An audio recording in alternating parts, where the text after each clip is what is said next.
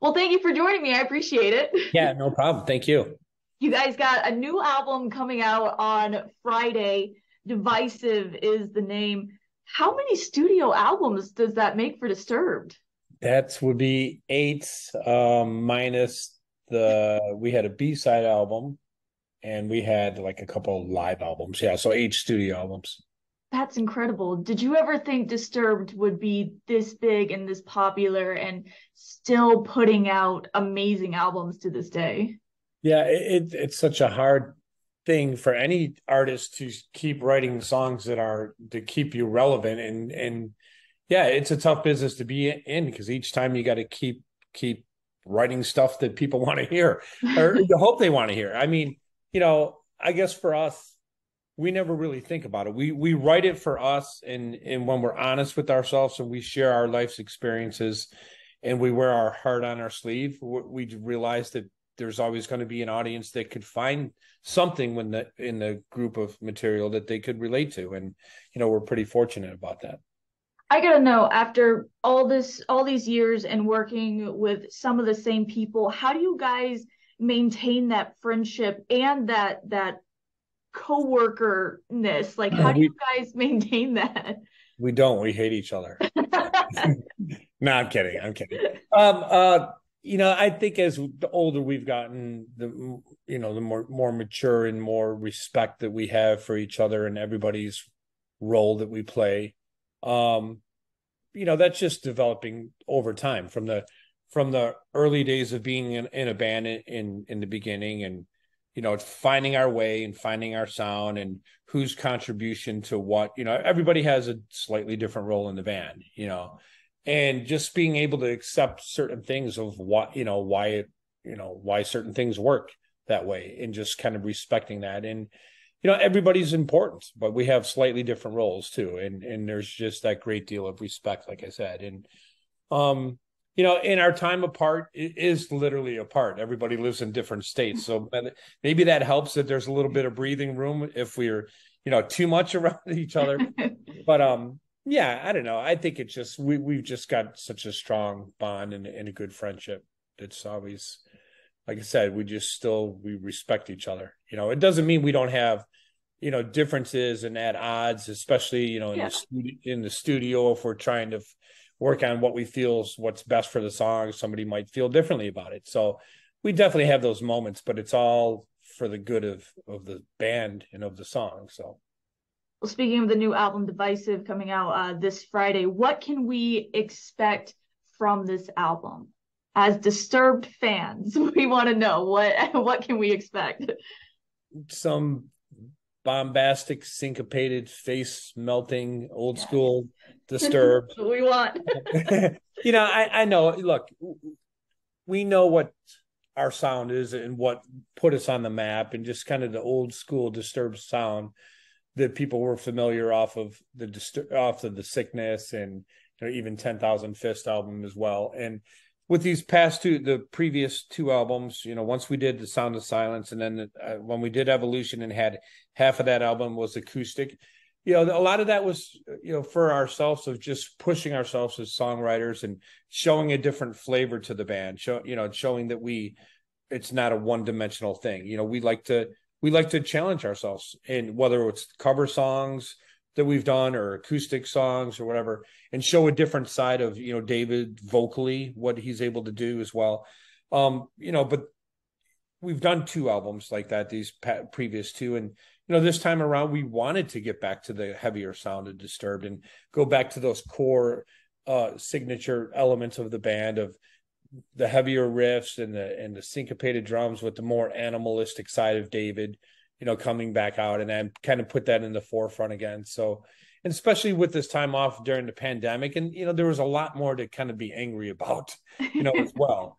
And it definitely had, it had an influence on us. It brought out some of the aggression too of what has gone on in the past couple of years. So I think it was all good timing and meant to be. And when we got in the room and start working on the material and improvising, it just kind of, came out this way. So I think we're all really happy with the direction this album took. That's what I was going to ask. Did COVID and the lockdown and just the state of the world that we're living in right now, how did that help with the writing, or did it, I don't want to say help, but you know what I'm trying to say? Like, how did that influence the writing? That's what I'm.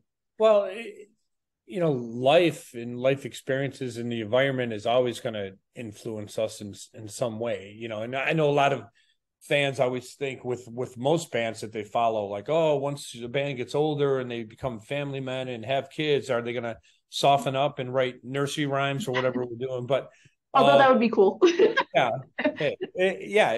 but in our case, there was obviously a lot.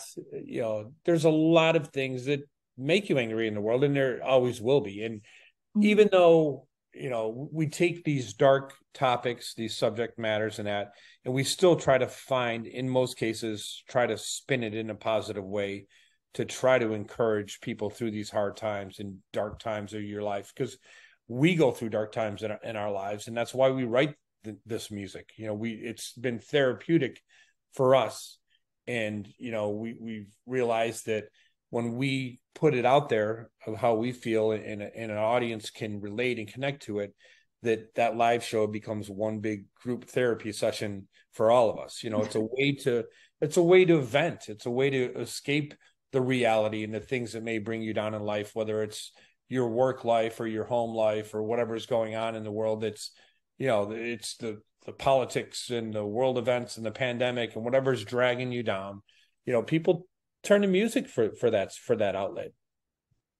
I do see, my job being in radio, and of course playing music from all these amazing artists. I think of us as kind of an escape from all the madness going on. Like, I won't talk about politics or anything like that during my show, because I feel like people don't want to hear that. They'll get that on their own time.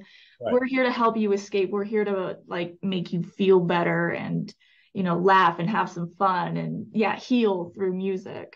Yeah, absolutely. I mean, I can't think of anything more powerful than the healing power of music. And I'm not just saying Disturbed music. I'm not trying to pump ourselves up.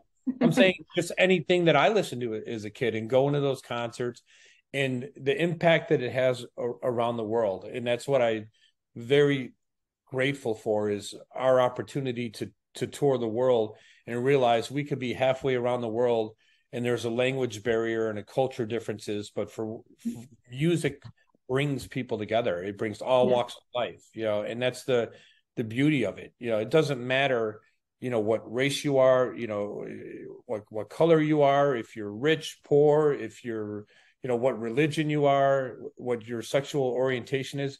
It doesn't matter. You get into that room and we're all there for that same reason. And you're standing next to somebody that's maybe different than you and different beliefs, but it doesn't matter. In that environment, that's where we all come together. That's the one thing that can unite us. Yeah, I love that. Speaking of touring, you got the album coming out on Friday. We gonna maybe get a little early Christmas present and some tour announcements coming soon? I would love that Christmas present myself too. I've been dying for our management. I'm like, every day I'm like, do we have dates locked in? Are we good to go, or what's going on? So I mean, we will have dates. Okay. We've seen, the first draft of touring dates that the band is all for, we all agreed on. And now it's all in the hands of our management, our booking agent, and the promoters to make it a reality. If they could make the logistics work for all of that, then we are on board with it. So we did announce a few dates that we have coming in 2023. So now we're just trying to build the rest of the routing around those shows. So, well, Wichita wants you, so please come down to Kansas. We'd love to have you. I would love to. I have a good Wichita. I'll make a quick Wichita story. Like years ago, when pre-COVID, we were in Wichita. I'll never forget. And we had a day off and we were looking for something to do. So we went to go see a movie. I can't remember what movie, and this was like before Uber. So we had to cab it there, and it was kind of far from our hotel. And we came out of the movie theater and we couldn't get a ride back. And we were like calling the cab company. The cab wasn't coming out. And I can't, but it was definitely in Wichita. And we ended up seeing some guy noticed us like standing out there. We're like standing in front of the movie theater trying to, get a ride back to our hotel. And we jump in the back of a guy's pickup truck we had. And I'm like thinking, like, if the fans could see us now, we're just like, hanging out in the back of the pickup truck. He's driving us 45 minutes back to our hotel. But that's That's my amazing. I do have to say, I just recently moved here. Midwesterners are just unnaturally nice. Just yeah. insanely nice people here. And like genuinely nice. Because like I've lived in some places where they're just nice to your face. No, no, Yeah. no. These people are genuinely nice here. Well, that guy saved us because we were standing there stranded and we had no ride back to the hotel. And this guy like, jump in the back, I'll take you. That's hilarious. I did want to ask about your collaboration with Ann Wilson of Heart. How did that come about, and how did that go? Just everything. It was amazing. So I get, a few years back before the pandemic, Ann was doing an interview somewhere, and they asked her if there was anything current that she heard that she found inspirational. And she tweeted about it, and she said, "Disturbed, the Sound of Silence." Oh, So yeah. we were all excited. We're like, "Oh my God, Ann Wilson mentioned the name of the band. She's heard of us," and that to me was enough. I'm like, this is amazing. And then, so that kind of opened up the line of communication. I think David had reached out to her through social media, mutual respect. And, they might have chatted a couple times. And then when we were writing for this album, me and David were working on like this different ballad idea, this kind of power ballad thing. And, I just didn't feel like it was quite there yet. It was like, it was an okay idea. And we were really trying to polish it and make it better. And it just seemed like it's just one of those that, okay, maybe it's not going to be a home run on this one. And I came into the studio the next day and I told our producer, I just wanted to start over. I wanted to start fresh and just see if we could top it, So I started working on the music to Don't Tell Me, and we kind of fine tuned it a bit. And then the next time David came in, it might've been a couple of days later, he came in, I said, "Hey, we were working on something new and I want you to hear it, see what you think." And so we started playing the music, and he just, digesting the idea and started scatting a melody on top of it. And it already felt bigger immediately. It's like, okay, we're on the right path.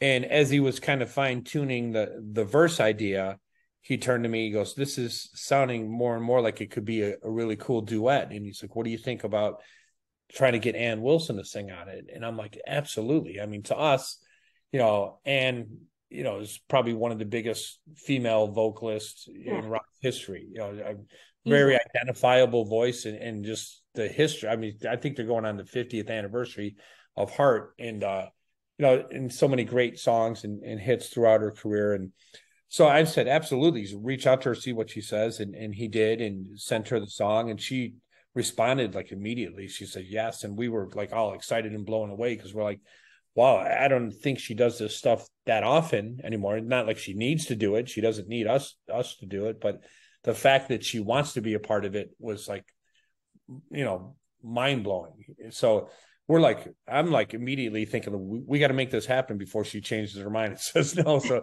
let's get out there and do it. So we asked her to just tell us when she had a hole in her schedule and we'll come out to her and make it as convenient as we can for her. And that's what we did.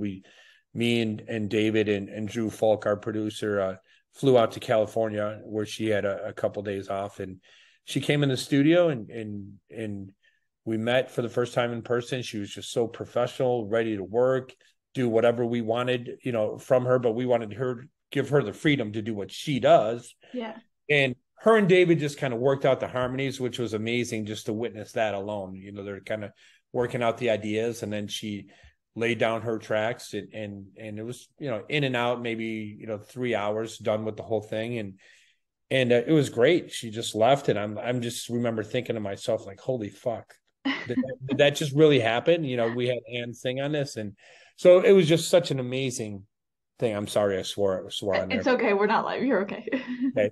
But yeah, it was just such a cool thing to have her be a part of that. I mean, it's just a badge of honor to have such a legend who was, so excited to want to be a part of it, so hopefully the fans dig it. I think that, the old school fans who know Ann's history are probably going to really love this, to hear her be a part of it. Yeah. Because she still has the vocal chops. She's amazing.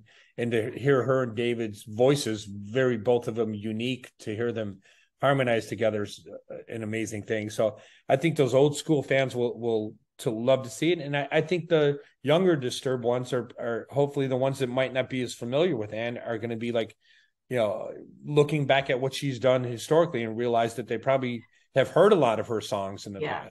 So I think it's just a great thing altogether.